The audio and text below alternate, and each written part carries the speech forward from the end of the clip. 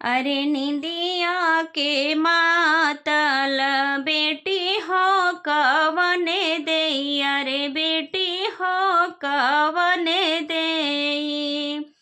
भाभी के से जरी गईली निसोई रे ललनवा, अरे भाभी के से जरिया गईली निसोई रे ललनवा।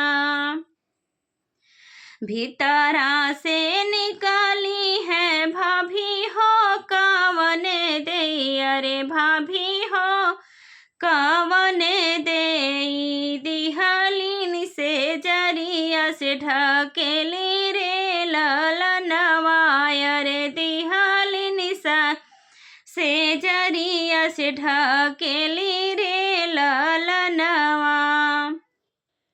दुआरे से आवाए भैया हो कवने राम, अरे भैया हो कवने राम। झारी पोछी लिहल उठाई रे ललनवा, अरे झारी पोछी लिहल उठाई रे ललनवा।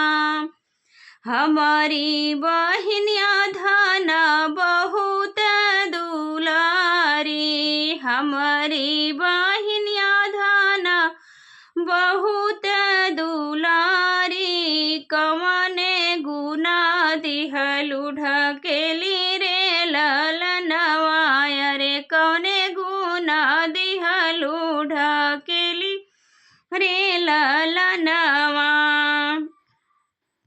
तोहरी बहिनिया स्वामी बैरन हमारी, तोहरी बहिनिया स्वामी बैरन हमारी। अरे ही गुना भेजब दूर देश रे ललनवा, अरे ही गुना भेजब दूर देश रे ललनवा।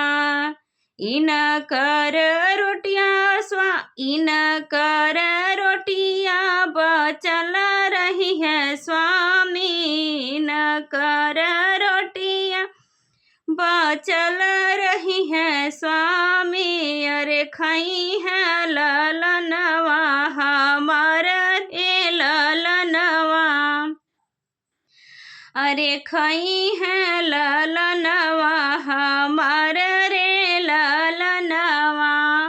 तो ये विवाह गीत आप सभी को कैसा लगा प्लीज़ कमेंट बॉक्स में ज़रूर बताइएगा। आप सभी लोग से जय माता दी, हर हर महादेव, जय श्री कृष्णा, राधे राधे।